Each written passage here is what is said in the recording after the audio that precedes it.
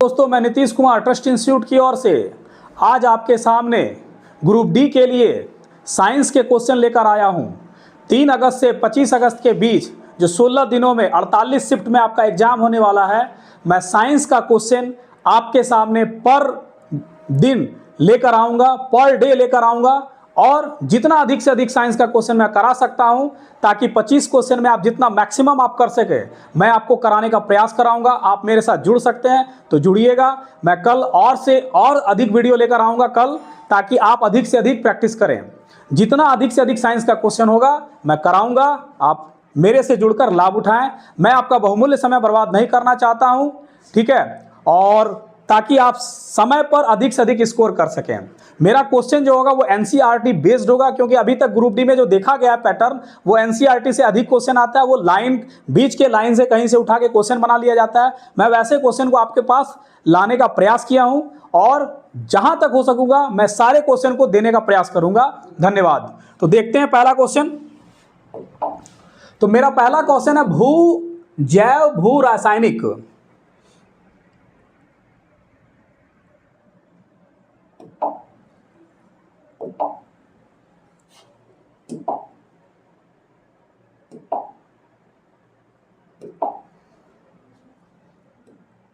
तो मेरा पहला क्वेश्चन है जैव भू रासायनिक चक्र। जैव भू रासायनिक चक्र क्या होता है, पहले ये समझते हैं। तो जैव भू रासायनिक चक्र हम उसे कहते हैं कि जहां जैविक पदार्थ, जैविक मतलब सजीव और निर्जीव तत्वों के बीच जो चीजों का आदान प्रदान होता है उसे हम कहते हैं जैव भू रासायनिक चक्र। एक सजीव और निर्जीव घटकों के बीच, सजीव और निर्जीव घटकों के बीच, सजीव और निर्जीव घटकों के बीच विभिन्न पदार्थों का जो आदान प्रदान होता है, पुनर्चक्रण होता है, उसको कहते हैं जैव भू रासायनिक चक्र। ठीक है, तो इसके अंतर्गत क्या होता है? इसके अंतर्गत कार्बन का चक्र आता है, ऑक्सीजन का चक्र आता है, नाइट्रोजन का चक्र आता है, फास्फोरस का चक्र आता है और जल चक्र आता है। तो इतना चीज आता है जैव भू रासायनिक चक्र। तो यहां याद रखिएगा, ये क्वेश्चन आ सकता है, क्योंकि नई एनसीईआरटी में ये वर्ड हटा दिया है। मैं आपको कहता हूं पुरानी एनसीईआरटी में ये वर्ड दिया हुआ था, तो मैं ये पुरानी एनसीईआरटी से लिया हूं। ठीक है, नई एनसीईआरटी में ये चीज हटा दिया गया है, तो मैं नई पुरानी वाली से लिया हूं क्योंकि मुझे इंपॉर्टेंट लगा। ये क्लास 9 के एनसीईआरटी में भी दिया हुआ है लास्ट वाले चैप्टर में। तो जैव भू रासायनिक चक्र क्या है? तो जीवों का प्रवास है, जीव और पर्यावरण के बीच रासायनिक तत्वों का निरंतर चक्रण होगा, या केवल जल का प्रवाह होगा, या केवल ऊर्जा का प्रवाह होगा। तो मैंने आपको क्या कहा? जीव और पर्यावरण के बीच रासायनिक तत्वों का निरंतर चक्रण होगा, तो इसका आंसर होगा बी नंबर। तो एक का हो जाएगा बी नंबर। मैं आपको बता दिया हूं जैव भू रासायनिक चक्र क्या है, आप इसे एक बार रिपीट करके सुनिएगा, आपको समझ में आ जाएगा। दूसरा नंबर क्वेश्चन क्या है? जैव भू रासायनिक चक्र में किन घटकों के बीच पदार्थों का आदान प्रदान होता है? क्वेश्चन जितना बन सकता है घुमा के मैं बना दिया हूं। जैव भू रासायनिक चक्र में किन घटकों के बीच पदार्थों का आदान प्रदान होता है? केवल जीवित घटकों के बीच, केवल निर्जीव घटकों के बीच, जीवित और निर्जीव घटकों के बीच, केवल पौधे और जानवरों के बीच। तो मैंने आपको परिभाषा में ही बताया है कि जीवित और निर्जीव घटकों के बीच पदार्थों का चक्रण होगा। तो इसका आंसर क्या होगा? 2 का सी नंबर होगा। क्या किन किन चीजों का चक्रण होता है? कार्बन का, ऑक्सीजन का, फास्फोरस का, नाइट्रोजन का और जल का। तो ठीक है, तो जैव भू रासायनिक चक्र में आप इतना भी याद रखिएगा कि कार्बन चक्र होता है, फास्फोरस चक्र होता है, नाइट्रोजन चक्र होता है, जल चक्र होता है। तो उतने चक्रों को आपको याद रखना है। तो इसका आंसर क्या होगा? जीव और निर्जीव घटकों के बीच। तो 2 का सी नंबर आंसर होगा। तीसरा नंबर, निम्नलिखित में से कौन सा जैव भू रासायनिक चक्र का उदाहरण नहीं है? ये क्वेश्चन है नहीं है। ठीक है, तो कार्बन चक्र जैसा मैंने आपको बता चुका हूं, कार्बन चक्र, नाइट्रोजन चक्र, जल चक्र, ऊर्जा चक्र, तो ये सब तो होगा, मैंने आपको बताया है। ये नहीं होगा, ऊर्जा चक्र नहीं आएगा। तो इसका आंसर क्या होगा? 3 का डी नंबर होगा। ठीक है, आगे बढ़ते हैं। जैव भू रासायनिक चक्र का मुख्य उद्देश्य क्या है? ऊर्जा का निर्माण करना, रासायनिक तत्वों का पुनर्चक्रण करना, जीवों की संख्या बढ़ाना, या जलवायु बदलना। तो इसका आंसर क्या होगा? रासायनिक तत्वों का पुनर्चक्रण करना। ठीक है, तो इसका आंसर होगा 4 का बी नंबर। अगला क्वेश्चन, निम्नलिखित में कौन सा जैव भू रासायनिक चक्र का भाग है? अब आपको देखना कौन सा है। तो मैंने आपको जैसा बताया, कार्बन चक्र, ध्वनि चक्र, प्रकाश चक्र और ताप चक्र। तो ये सब तो होगा नहीं। प्रकाश चक्र, ध्वनि चक्र ये होगा, कार्बन चक्र होगा, क्योंकि कार्बन, फास्फोरस, नाइट्रोजन, जल चक्र ये सब आते हैं जैव भू रासायनिक चक्र में। ठीक है, तो 5 का आंसर हो जाएगा बी नंबर। यदि आपको डिटेल्ड में पढ़ना है तो आप जा सकते हैं, क्लास 9 में दिया हुआ है एनसीईआरटी बुक में। निम्नलिखित में कौन सा तत्व जैव भू रासायनिक चक्र में सम्मिलित नहीं है? तो नाइट्रोजन चक्र, नाइट्रोजन, ऑक्सीजन, फास्फोरस या सोना। तो मैंने आपको क्या कहा, यही होगा इसका आंसर, सोना शामिल नहीं होगा, ये सब होगा। ये जैव भू रासायनिक चक्र में आता है, नाइट्रोजन चक्र, ऑक्सीजन चक्र, फास्फोरस चक्र, जल चक्र। ठीक है, अगला क्वेश्चन, निम्नलिखित में कौन जैव भू रासायनिक चक्र का प्रमुख प्रकार है? जल चक्र, प्रकाश चक्र, ध्वनि चक्र या विद्युत चक्र। तो इसका आंसर क्या होगा? 7 का ए नंबर होगा, जल चक्र। ये सब जैव भू रासायनिक चक्र में नहीं आता है। ठीक है, तो इसका 7 का ए नंबर आंसर होगा। अगला क्वेश्चन, जैव प्रक्रम क्या है? ये भी आपका एनसीईआरटी में दिया हुआ। जैव प्रक्रम क्या होता है पहले जान लेते हैं। जीवों को जीवित रहने के लिए जो जिस चीज की आवश्यकता होती है, जिसके बिना जीव जीवित नहीं रह सकते, वो जरूरी चीज, वो प्रक्रम, वो प्रोसेस जिनके बिना जीव का जीवित रहना मुश्किल है, तो वो जिन चीजों की जरूरत है, अति आवश्यक है, उन्हीं को रखा गया है जैव प्रक्रम में। इसमें पोषण हो गया, श्वसन हो गया, परिवहन हो गया। ठीक है, तो इन सब चीजों को शामिल किया गया, उत्सर्जन हो गया, ये सब जैव प्रक्रम में शामिल रखा गया है। ठीक है, तो आपको जैसा समझ में आ गया कि मैंने किसी भी जीव को जीवित रहने के लिए जो प्रोसेस की जरूरत है, जैसे श्वसन, भोजन, पाचन, उत्सर्जन, वो सब जैव चक्र के जैव प्रक्रम में आ जाएगा। ठीक है, तो इसमें आंसर क्या होगा? केवल भोजन करना, जीवों के जीवित रहने के लिए आवश्यक सभी जीवन क्रियाएं, केवल श्वसन करना, केवल। तो ये वर्ड देखिए, ये सब तो आएगा, केवल वर्ड के कारण छट जा रहा है। तो इसका आंसर क्या होगा? 8 का बी नंबर होगा। जैव प्रक्रम क्या है? जीवों को जीवित रहने के लिए आवश्यक। तो याद रखिएगा, जनन नहीं आता है जैव प्रक्रम में। जनन जैव प्रक्रम में इसलिए नहीं आता है कि जनन के बिना भी कोई जीव जीवित रह सकता है, तो इसलिए जैव प्रक्रम में जनन को शामिल नहीं किया जाता है। ठीक है, अगला क्वेश्चन, निम्नलिखित में कौन सा जैव प्रक्रम नहीं है? ठीक है, पोषण, श्वसन, उत्सर्जन और जनन। तो यही इसका आंसर होगा, जनन। इसके बिना भी जीव जिंदा रह सकते हैं। तो ये आंसर, ये सब जैव प्रक्रम का हिस्सा है। ये क्या है? हिस्सा है, ये हिस्सा नहीं है। इसके बिना भी, जनन के बिना भी जीव जीवित रह सकते हैं। ठीक है, अगला क्वेश्चन, एंजाइम क्या है? जैव उत्प्रेरक, जैव नियामक, जैव पोषक या जैव संरक्षक। तो क्या होगा? एंजाइम एक जैव उत्प्रेरक है। ठीक है, जीवित कोशिकाओं के द्वारा प्रोटीन से बना हुआ एक एंजाइम जो होता है वो प्रोटीन का बना होता है, तो एक जैव उत्प्रेरक है जो शरीर के अंदर बायोलॉजिकल प्रोसेस जो क्रियाएं होती हैं उसको उत्तेजित करता है, उसकी गति को तेज करता है। तो इसका आंसर क्या होगा? एंजाइम जैव उत्प्रेरक होगा। ठीक है, बायोलॉजिकल कैटेलिस्ट होगा। तो 10 का ए नंबर आंसर होगा। अगला, अधिकांश एंजाइम किसके बने होते हैं? कार्बोहाइड्रेट, वसा, प्रोटीन या विटामिन। तो अभी जैसे मैंने बताया कि अधिकांश एंजाइम किसके बने होते हैं? प्रोटीन का। तो 11 का सी नंबर आंसर होगा। अगला क्वेश्चन, स्टार्च को शर्करा में बदलने वाला एंजाइम कौन सा है? ठीक है, पेप्सिन, लाइपेज, एमाइलेज या ट्रिप्सिन। ठीक है, तो इसका आंसर क्या होगा? स्टार्च क्या है? ग्लूकोज है। ठीक है, याद रखिएगा, ये भी शर्करा क्या है? ग्लूकोज ही है। ठीक है, तो इसका आंसर क्या होगा? 12 का सी नंबर होगा, एमाइलेज। स्टार्च को शर्करा में बदलने वाला क्या है? एमाइलेज होगा। ठीक है, 12 का सी नंबर आंसर। अगला क्वेश्चन, प्रोटीन को पाचन में मुख्य एंजाइम कौन सा है? प्रोटीन को पचाने वाला मुख्य एंजाइम कौन है? एमाइलेज, लाइपेज, पेप्सिन या माल्टोज। तो इसका आंसर क्या होगा? पेप्सिन। पेप्सिन प्रोटीन को पचाता है। तो 13 का सी नंबर आंसर होगा। ठीक है, अगला, हार्मोन क्या है? रासायनिक उत्प्रेरक है, रासायनिक संदेशवाहक है, रासायनिक पोषक है या पाचक एंजाइम है? तो इसका आंसर क्या होगा? 14 का बी नंबर होगा। रासायनिक संदेशवाहक है। हार्मोन जो है एक प्रकार का मैसेंजर का काम करता है। ठीक है, ब्लड के सहारे जाता है। ठीक है, तो 14 का आंसर होगा बी नंबर। अगला क्वेश्चन, हार्मोन का स्त्राव किस प्रकार की ग्रंथियों से होता है? बहिस्त्रावी ग्रंथियां, एक्सोक्राइन ग्लैंड, अंतःस्त्रावी ग्रंथियां, एंडोक्राइन ग्लैंड, लार ग्रंथियां या श्वेत ग्रंथियां। तो इसका आंसर क्या होगा? 15 का बी नंबर। हार्मोन का स्त्राव अंतःस्त्रावी ग्रंथियां करती है। ठीक है, तो 15 का आंसर होगा बी नंबर। ठीक है, हार्मोन शरीर में किस माध्यम से लक्ष्य अंग तक पहुंचते हैं? लसिका द्रव्य द्वारा, रक्त प्रवाह द्वारा, उत्तक द्रव्य द्वारा या तंत्रिका आवेग द्वारा। तो इसका आंसर क्या होगा? रक्त प्रवाह के द्वारा। हार्मोन जो है वो ब्लड के सहारे पहुंचते हैं। ठीक है, तो 16 का बी नंबर। जहां उनको काम करना रहता है वो ब्लड के सहारे पहुंचते हैं। तो 16 का आंसर बी नंबर होगा। अगला क्वेश्चन, रक्त में ग्लूकोज का स्तर नियंत्रित करने वाला हार्मोन, रक्त में ग्लूकोज का स्तर नियंत्रित करने वाला हार्मोन कौन सा है? थायरोक्सिन, एड्रीनालिन, इंसुलिन या ग्रोथ हार्मोन, ठीक है। तो इसका आंसर क्या होगा? 17 का सी नंबर। अधिकतर बच्चे जानते होंगे इसको, ग्लूकोज के स्तर को। तो इंसुलिन करते हैं नियंत्रण, तो 17 का सी नंबर, ठीक है।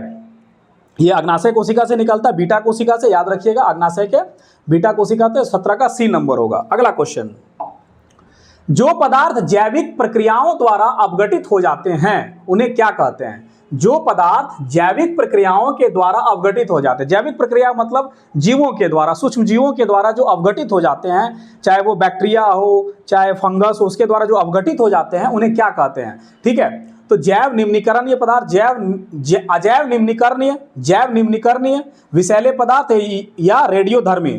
तो क्या कहता है? जैविक प्रक्रियाओं द्वारा जो अपघटित होंगे वो जैव निम्नीकरण कहलाएंगे। जैसे वो सब्जी का छिलका वो मिट्टी में मिल जाता है गल के, ठीक है, लेकिन प्लास्टिक नहीं होगा, ठीक है, वो अजैव निम्नीकरण पदार्थ में आ जाता है। तो 18 का बी नंबर आंसर होगा।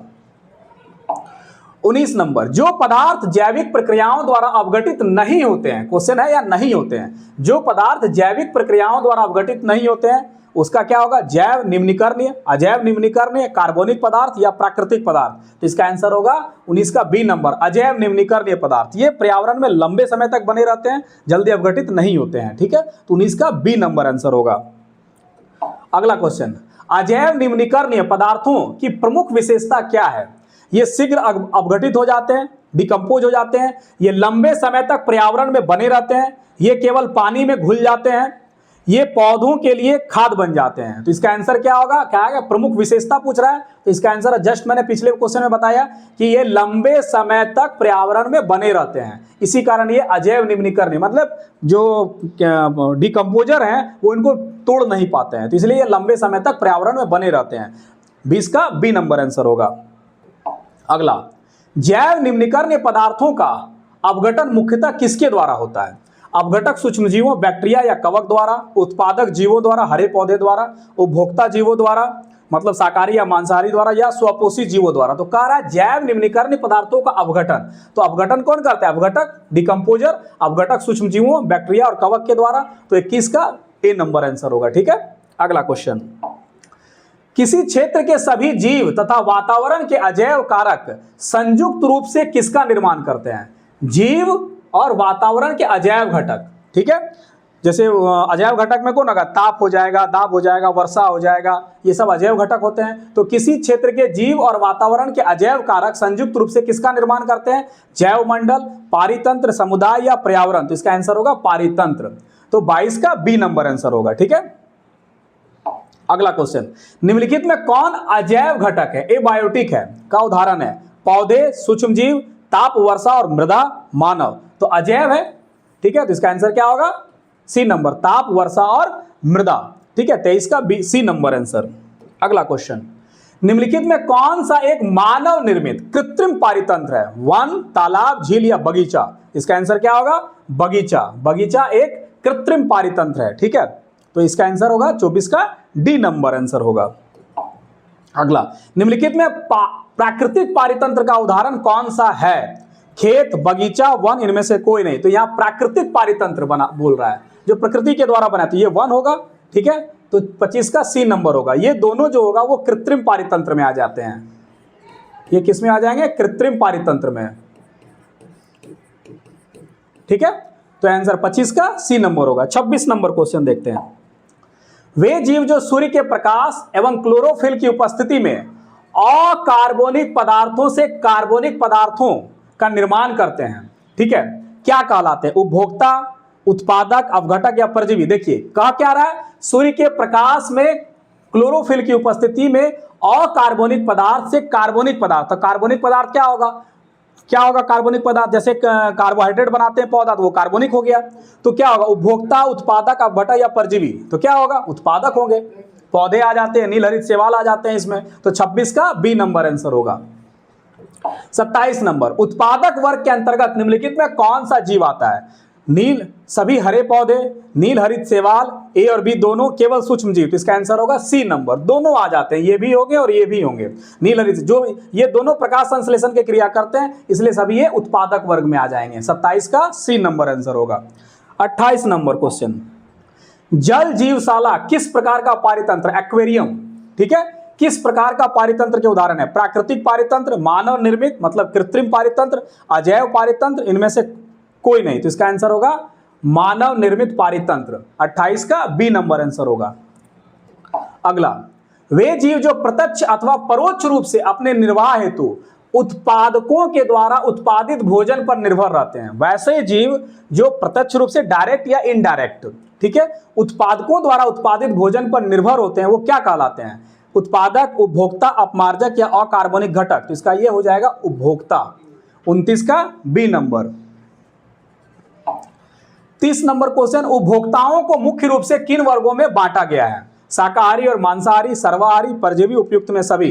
तो इसका आंसर क्या होगा? उपयुक्त में सभी हो गए। उपभोक्ता वर्ग को जो है सभी उपभोक्ता वर्ग के ही उदाहरण है ये सब, ठीक है। तो 30 का डी नंबर आंसर होगा, ठीक है। जीवाणु और कवक जैसे सूक्ष्म जीव पारितंत्र में किस रूप में कार्य करते हैं? जीवाणु और कवक जो हैं वो जैसे सूक्ष्म जीव पारितंत्र में किस रूप में कार्य करते हैं? उत्पादक के रूप में, या उपभोक्ता, या अपमार्जक, या प्राथमिक उपभोक्ता। तो ये क्या है? अपमार्जक के रूप में, डिकम्पोजर के रूप में। ये जटिल कार्बनिक पदार्थ को सरल कार्बनिक पदार्थ में तोड़ देते हैं। तो 31 का सी नंबर होगा, ठीक है। अगला, अपमार्जकों का मुख्य कार्य क्या है? प्रकाश संश्लेषण द्वारा भोजन बनाना, मृत जैव अवशेषों के जटिल कार्बनिक पदार्थ को सरल अकार्बनिक पदार्थ में बदल देना, ठीक है, ऑक्सीजन का उत्पादन करना और जल को शुद्ध करना। तो इसका आंसर क्या होगा? बी नंबर आंसर होगा। अपमार्जकों का मुख्य कार्य क्या है? मृत जैव अवशेषों के जटिल कार्बनिक पदार्थ। याद रखिएगा, ये जो अपमार्जक है जटिल कार्बनिक पदार्थ को अकार्बनिक पदार्थ में बदलते हैं, कार्बनिक पदार्थ को अकार्बनिक पदार्थ में बदलते हैं। देखिए कभी कभी सेटर क्या करेंगे, क्वेश्चन को यही चीज रहेगा और सेम में क्या कर देंगे, यहां पर अकार्बनिक को कार्बनिक में लिख देंगे, तो बच्चे फंस जाएंगे। एनसीईआरटी में स्पष्ट लिखा हुआ है कि अवशेषों के कार्बनिक पदार्थ को अकार्बनिक पदार्थ में बदलते हैं। इस चीज को ध्यान से रखना है कि यही ऑप्शन को हम फिर से दे सकते थे कि खाली यहां पर क्या करते, चेंज कर देते, यहां अकार्बनिक लिख देते, यहां कार्बनिक लिख देते, तो आप बहुत बच्चे फंस जाते हैं इसमें। लेकिन यहां याद रखना है कि अपमार्जक जो होते हैं वो जटिल कार्बनिक पदार्थ को अकार्बनिक पदार्थ में बदलते हैं। तो 32 का बी नंबर। इस बात को खास रंग से मतलब विशेष रूप से ध्यान रखिएगा कि कार्बनिक पदार्थ को अकार्बनिक पदार्थ में तोड़ते हैं, कार्बनिक को अकार्बनिक में। तो 32 का बी नंबर होगा। 33 नंबर, अपमार्जक जटिल कार्बनिक पदार्थों का सरल अकार्बनिक पदार्थों में बदलकर कहां मिला देते हैं जिनसे पौधे इनका पुनः उपयोग कर सके? वायु में, मिट्टी में, केवल जल में, या इनमें से कोई नहीं? तो मिट्टी में। कार्बनिक पदार्थ को अकार्बनिक पदार्थ में तोड़कर वो मिट्टी में मिला देते हैं और पौधे पुनः उसका अवशोषण कर लेते हैं। तो 33 का बी नंबर होगा आंसर। 34 नंबर, आहार श्रृंखला का प्रथम पोषी स्तर, फर्स्ट ट्रॉपिक लेवल, कौन बनाते हैं? आहार श्रृंखला का, तो ये याद रखिएगा, अधिकतर आहार श्रृंखला क्या होता है, 3 से 4 स्तर होते हैं। 1 स्तर, 2 स्तर, 3 और 4, ठीक है। तो ये इस जगह पर, ठीक है, आहार श्रृंखला का ये प्रथम पोषी स्तर, ये द्वितीय पोषी स्तर, ये तृतीय पोषी स्तर, ये चतुर्थ पोषी स्तर। तो मैक्सिमम 4 ही हो सकता है, 4 से ज्यादा नहीं होता है, क्योंकि ऊर्जा का लेवल जैसे जैसे आप जाते हैं वो घटता जाता है, ठीक है। इसलिए 4 से अधिक पोषी स्तर की कल्पना नहीं की जा सकती, क्योंकि ऊपर आते आते ऊर्जा इतना घट जाता है कि दूसरे में देना संभव ही नहीं है। तो आहार श्रृंखला का प्रथम पोषी स्तर कौन बनाते हैं? तो यहां पर कौन होता है? उत्पादक वर्ग होता है। कौन सा होगा? उत्पादक वर्ग में। तो इसमें प्रथम पोषी स्तर था शाकाहारी, प्राथमिक उपभोक्ता, स्वपोषी या उत्पादक, मांसाहारी, द्वितीय उपभोक्ता, अवघटक। तो इसका आंसर क्या होगा? स्वपोषी। जो प्रकाश संश्लेषण करते हैं वो स्वपोषी होते हैं, उत्पादक वर्ग होते हैं, तो उत्पादक वर्ग आ जाएंगे प्रथम पोषी स्तर में। तो 34 का बी नंबर आंसर होगा। 35 नंबर, एक स्थलीय पारितंत्र में हरे पौधे की पत्तियां अपने पर पड़ने वाले सौर ऊर्जा का लगभग कितना प्रतिशत भाग खाद्य ऊर्जा में परिवर्तित करते हैं? 1%, 10%, 50% या 100%? इसका आंसर होगा 1%। सूर्य के प्रकाश का 1% ही वो अपने आप में ऊर्जा में बदल पाते हैं। तो 35 का ए नंबर होगा, ठीक है। 36 नंबर क्वेश्चन, एक पोषी स्तर से दूसरे पोषी स्तर पर कितने प्रतिशत कार्बनिक पदार्थों की मात्रा उपभोक्ता के अगले स्तर तक पहुंचती है? एक पोषी स्तर, जैसे मान लीजिए ये 4 पोषी स्तर है, 4, तो एक पोषी स्तर से दूसरे पोषी स्तर में कितना परसेंट उपभोक्ता के लिए अगले स्तर के लिए अवेलेबल हो पाता है? 1%, 5%, 10% या 25%? तो इसका आंसर क्या होगा? 10%। तो 36 का सी नंबर होगा, ठीक है। अगला क्वेश्चन, पारितंत्र में किस पोषी स्तर पर जीवों की संख्या सर्वाधिक होती है? सबसे ज्यादा किस पोषी स्तर पर, सबसे ज्यादा किस पोषी स्तर पर जीवों की संख्या होगी? द्वितीय उपभोक्ता के स्तर पर। देखिए ये जो हो गया ये उत्पादक वर्ग हो गया, ये प्रथम उपभोक्ता हो गया, ये प्रथम उपभोक्ता, ये द्वितीय उपभोक्ता, ये तृतीय उपभोक्ता, ठीक है। लेकिन पोषी स्तर में क्या करना है? ये प्रथम पोषी स्तर, ये द्वितीय पोषी स्तर, ये तृतीय पोषी स्तर, ये चतुर्थ पोषी स्तर, ठीक है। याद रखना है पोषी स्तर में आपको सीधे गिनती करके आगे निकल जाना है, ठीक है। लेकिन उपभोक्ता में क्या होगा? यहाँ प्रथम उपभोक्ता, द्वितीय उपभोक्ता, तृतीय उपभोक्ता। तो यहाँ क्वेश्चन क्या है? पारितंत्र में किस पोषी स्तर पर जीवों की संख्या अधिक होगी? तो क्या होगा? सबसे ज्यादा उत्पादक स्तर पर ही होता है, तो इसका आंसर होगा 37 का सी नंबर, उत्पादक स्तर पर 37 का सी नंबर। अनेक आहार श्रृंखलाओं के आपस में जुड़ने से बनी शाखान्वित ब्रांचेज श्रृंखला के जाल को क्या कहा जाता है? पोषी स्तर, आहार जाल, जैव आवर्धन, पारितंत्र। इसका आंसर क्या होगा? फूड वेब बनता है। जब एक से अधिक आहार श्रृंखला जुड़ जाते हैं तो उससे बनता है आहार जाल, ठीक है। 38 का बी नंबर आंसर होगा। अगला क्वेश्चन, पारितंत्र में ऊर्जा का प्रवाह किस प्रकार का होता है? एक दिशिक मतलब एक ही दिशा में, द्विदिशिक माने दो दिशा में, चक्रीय माने चक्राकार, बहुदिशिक। तो इसका आंसर क्या होगा? एक दिशिक, क्योंकि ऊर्जा हमेशा नीचे से ऊपर की ओर जाती है तो एक दिशिक होता है, ठीक है। जैसे मैंने यहां पर आपको बताया था ये, तो ऊर्जा हमेशा ऐसे ही जाएगा नीचे से ऊपर, तो एक दिशा होता है। इधर से नीचे ऊर्जा, ऊपर से नीचे ऊर्जा नहीं आ सकती है, ठीक है। तो इसका आंसर क्या होगा? 39 का ए नंबर होगा। 40 नंबर, आहार श्रृंखला का प्रथम पोषी स्तर कौन सा होगा? अभी मैंने आपको बताया था प्राथमिक उपभोक्ता, उत्पादक, द्वितीय उपभोक्ता या अपघटक, ठीक है। आहार श्रृंखला का प्रथम पोषण स्तर में कौन सा होगा? ठीक है, प्रथम पोषण स्तर देख लीजिए, आहार श्रृंखला है ये,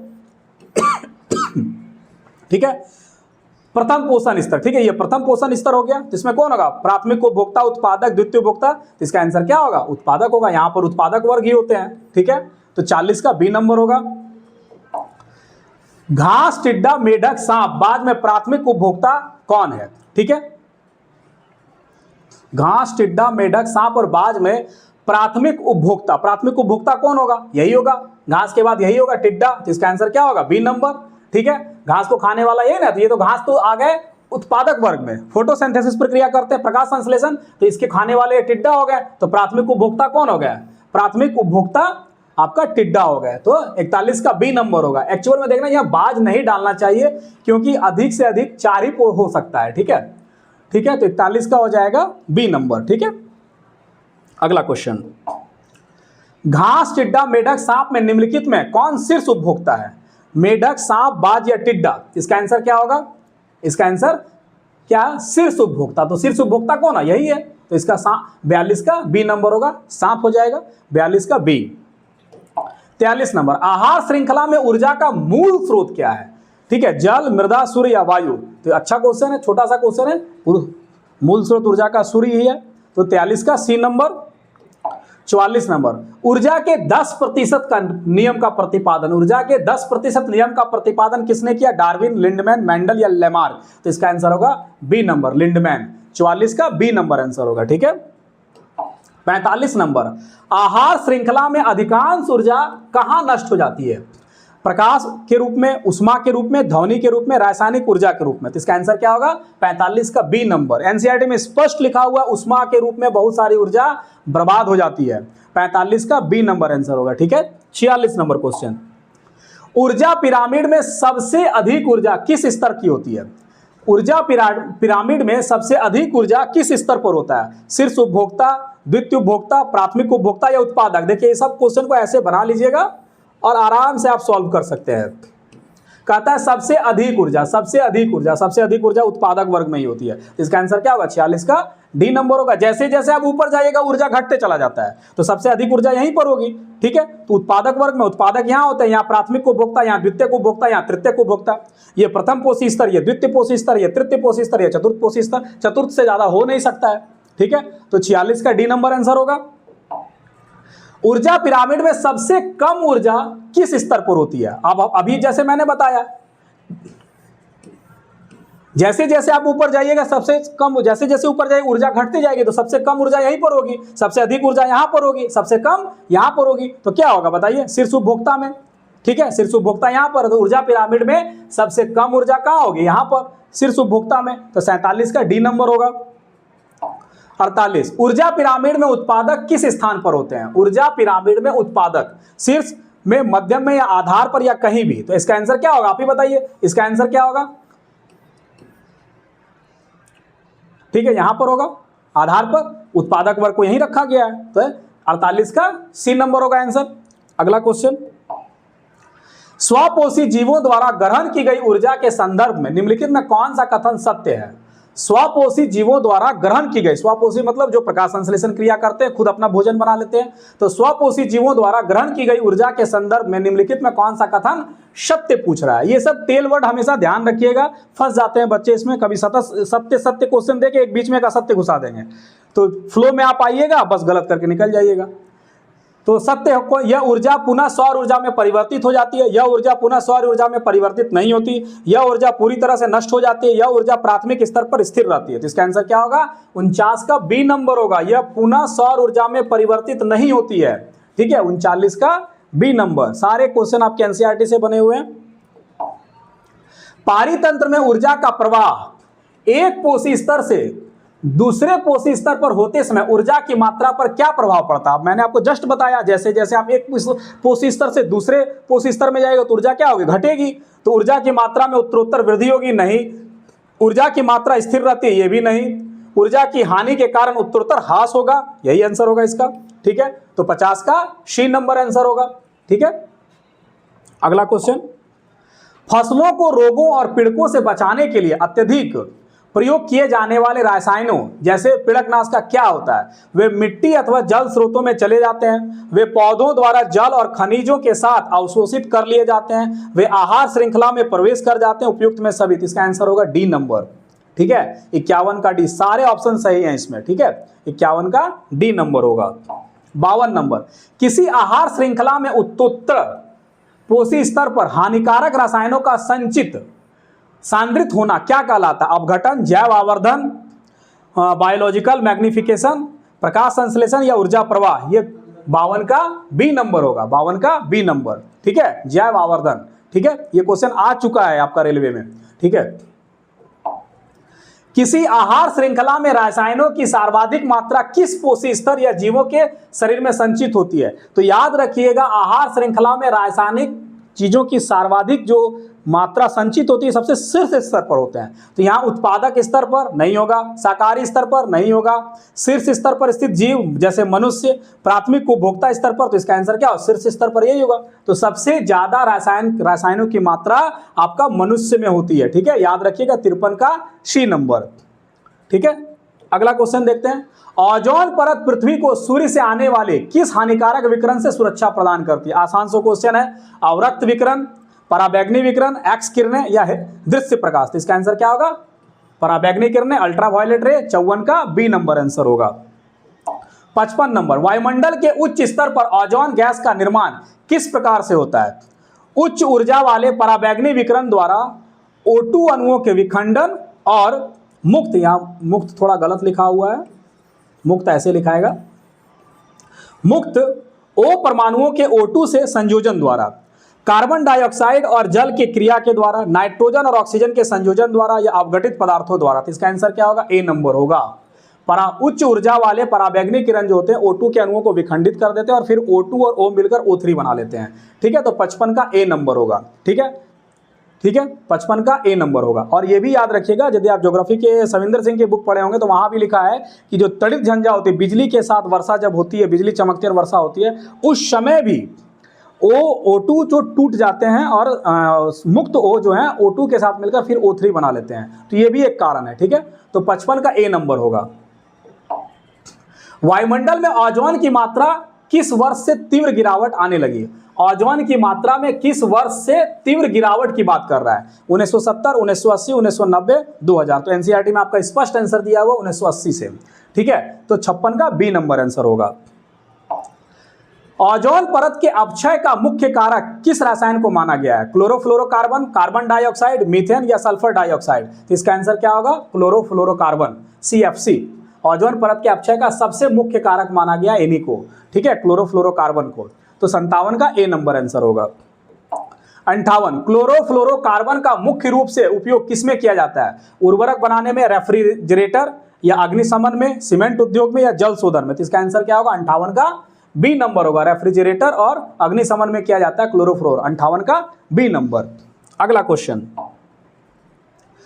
वर्ष 1987 में 1987 में किस अंतरराष्ट्रीय संस्था में सीएफसी के उत्पादन को 1986 के स्तर पर ही सीमित रखने की सर्वसम्मति बनी थी? यूनेस्को में, डब्ल्यूएचओ में या यूनेप में या यूनिसेफ में? तो यूनाइटेड नेशन इन्वायरमेंटल प्रोग्राम, इसी में सहमति बनी थी। आपके एनसीईआरटी बुक में यही लिखा हुआ है। 59 का सी नंबर होगा। ठीक है, अगला क्वेश्चन, कुल्हड़ के बड़े पैमाने पर, कुल्हड़ मतलब मिट्टी के बर्तन जिसमें चाय वाय पीते हैं, तो कुल्हड़ के मिट्टी के पात्र के बड़े पैमाने पर निर्माण करने से किस प्रकार की पर्यावरणीय समस्या उत्पन्न होती है? जल प्रदूषण, ऊपरी उपजाऊ मिट्टी का ह्रास या नुकसान, ओजोन परत का क्षरण या ध्वनि प्रदूषण? तो हम लोग क्या करते हैं, कुल्हड़ बनाने के लिए मिट्टी ऊपर का मिट्टी उठा लेते हैं और उसी से कुल्हड़ बना लेते हैं। तो जो ऊपरी मिट्टी होती है बहुत इंपॉर्टेंट होती है। ठीक है, तो यही आंसर होगा इसका, ऊपरी उपजाऊ मिट्टी का नुकसान होना, ह्रास होना। तो 60 का बी नंबर। आहार श्रृंखला सामान्यतः कितने पोषण स्तर की होती है? तो मैंने आपको बार बार अभी चित्र बना के बनाया था, 2, 3, 3, 4, 6, 7 या 8, 9। तो इसका आंसर क्या होगा? 3, 4। तो 61 का बी। तो आपको मेरा यह प्रयास कैसा लगा? मैं अभी और क्वेश्चन लाऊंगा आपके लिए, जितना अधिक से अधिक हो सकता है कराने का प्रयास करूंगा। आप मेरे साथ जुड़े और लाभ उठाएं। धन्यवाद।